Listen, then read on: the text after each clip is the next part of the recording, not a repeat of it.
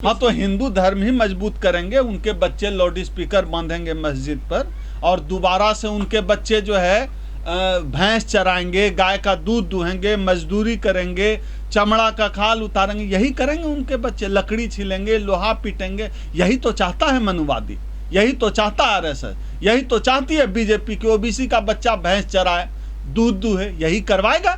इस देश में राम मंदिर की लड़ाई कौन लड़ा? दलित लड़ा, ज्यादातर ओबीसी लड़ा, सबसे अधिक तो ओबीसी लड़ा। जेल कौन गया राम मंदिर निर्माण के लिए? ओबीसी जेल गया। मुकदमे किसके ऊपर हुए? ओबीसी समाज के ऊपर हुए। लेकिन जब राम मंदिर ट्रस्ट बना तो उसमें एक भी ओबीसी नहीं था।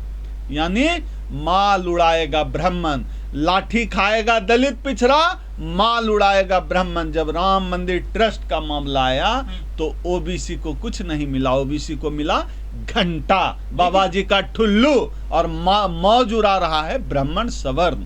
ओबीसी समाज जो दरी बिछाता है सवर्णों के लिए, आरएसएस के लिए, बीजेपी के लिए, शायद अब उसकी आंखें खुली। क्योंकि देश के शेड्यूल कास्ट ने तो तय कर दिया कि उनको वाइस चांसलर बनना है, उनको जज बनना है, उनको एंकर बनना है, उनको महान आदमी बनना है। एससी समाज तय कर चुका है, इसलिए अंबेडकर की लाइन पकड़ ली एससी समाज ने।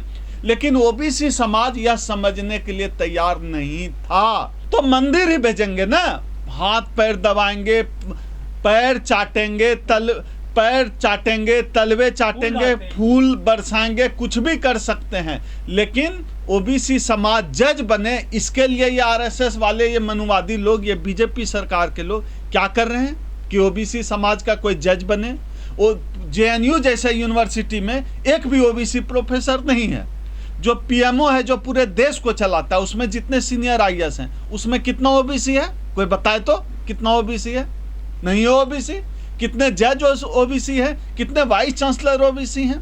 उसके लिए ये तैयारी नहीं करेंगे। ये आपको सुविधा, आपके पैर के नीचे फूल बिछाएंगे, हेलीकॉप्टर से फूल बरसाएंगे, आपका पैर धोकर पिएंगे कि आप मंदिर जाइए।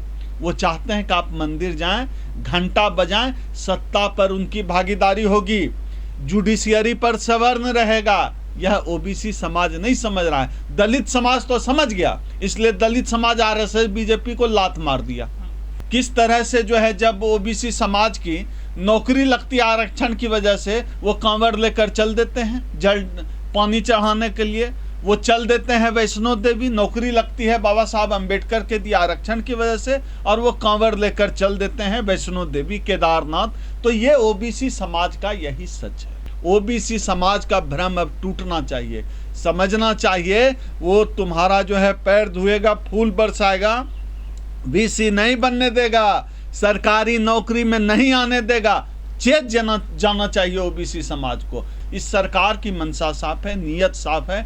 3% ब्राह्मण ही पूरे देश में राज करेगा, और जो देश का 97% आबादी है उस 3% ब्राह्मणों के नीचे रहेगा। यही असली राम राज्य है, यही इनका हिंदुत्व है कि 3% ब्राह्मण राज करेगा और 97% 3% का अर्दलीगिरी करेगा। मजबूती का पता चल रहा है ना। एक भी जज है ओबीसी, एक भी वाइस चांसलर सेंट्रल यूनिवर्सिटी का, जेएनयू में एक भी प्रोफेसर ओबीसी नहीं, एंकर कितने ओबीसी हैं? तो भाई तो कहाँ मजबूत हैं? शोभा यात्रा में, मंदिर का घंटा बजाने में, मंदिर के लिए लाठी खाने में, कांवड़ ढोने में ओबीसी आगे हैं?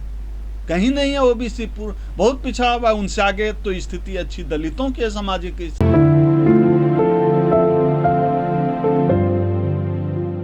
ओम सुधा जी, इलाहाबाद हाई कोर्ट ने यूपी में निकाय चुनाव से पहले पिछड़ों का आरक्षण खत्म कर दिया है।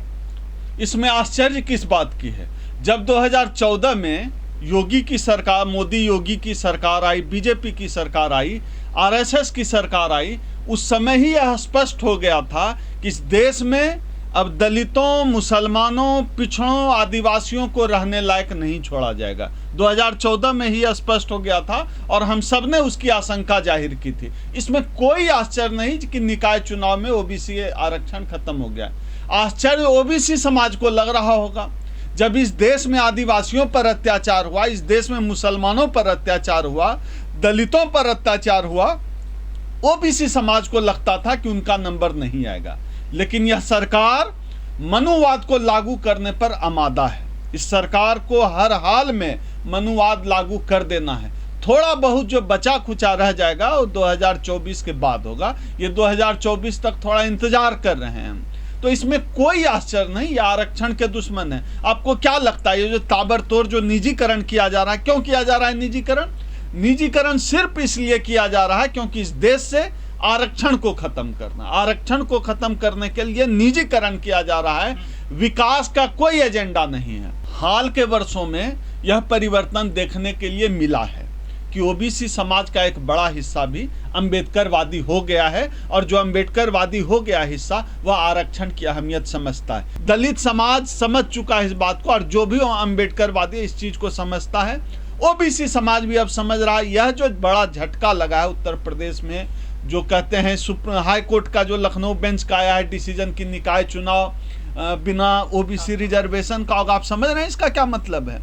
हाई कोर्ट के कंधे पर सरकार बंदूक रखकर चला रही है। ऐसा मैं इसलिए कह रहा हूं क्योंकि किसी भी देश की न्यायपालिका, खास तौर पर भारत देश की न्यायपालिका, यह राज सत्ता से संचालित होती है। राज सत्ता में बैठे हुए कौन लोग हैं? जनेऊधारी लोग हैं।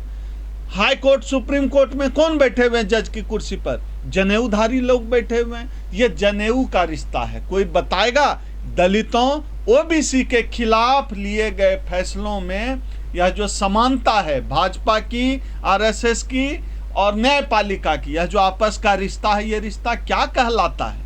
किस बात की खिलाफत है? किस बात की एकता है एससी एसटी ओबीसी समाज के खिलाफ जुडिशियरी और भाजपा सरकार की? अभी हम अखिल भारतीय परिसंघ के बैनर तले हम लोग भी चाहते हैं कि ओबीसी समाज के साथ हम खड़े हैं। हम एक बड़ा कार्यक्रम करना चाहते हैं दिल्ली में।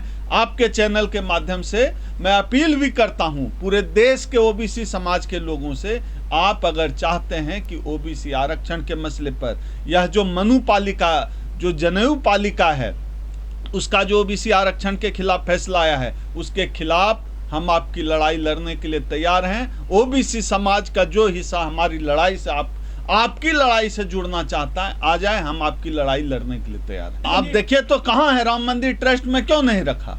उनको भी तो नहीं रखा है। राम मंदिर ट्रस्ट में उमा भारती को रखा है? कोई ओबीसी है ही नहीं राम मंदिर ट्रस्ट में। तो ओबीसी समाज का तब भी आंख नहीं खुला।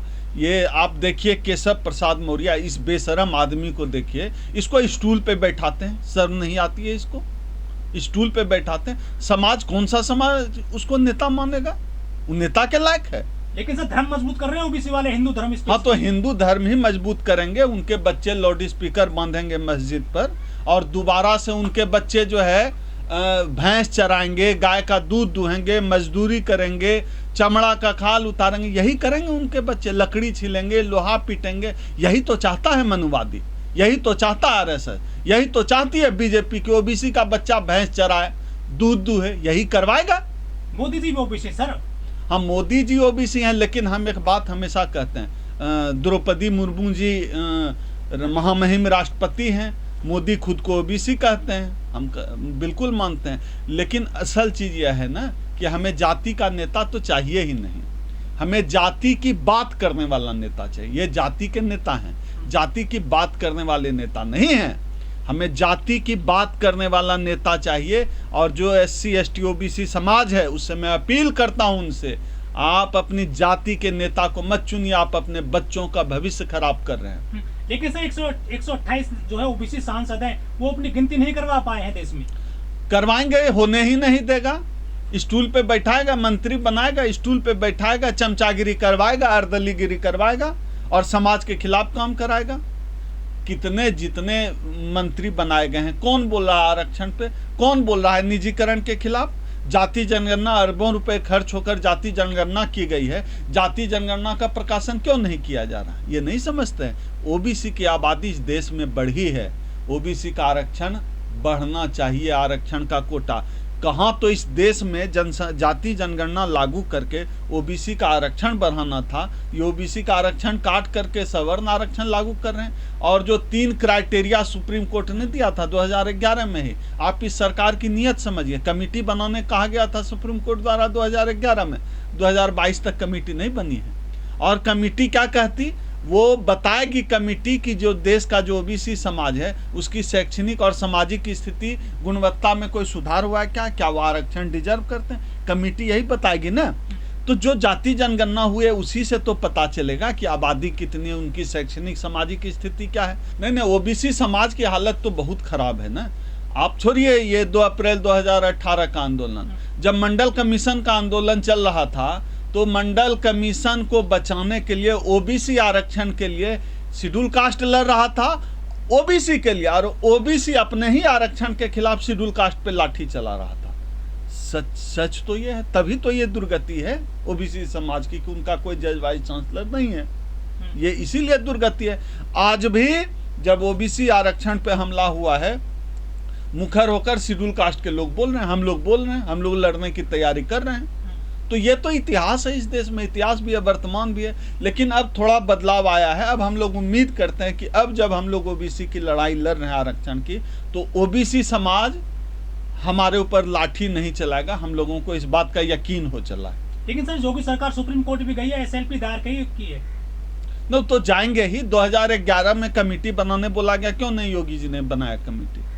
इस सरकार ने कमेटी क्यों नहीं बनाया? पहले बनाना था ना। इंतजार कर रहे थे कि हाईकोर्ट कहे समय नहीं है, आनंद फानन में चुनाव कराओ। ये चोर चोर मौसेरा भाई वाली हालत है, ये कहावत फिट बैठती। ये इनकी मिली न्यायपालिका और भाजपा सरकार की मिली भगत से आरक्षण खाया जा रहा है।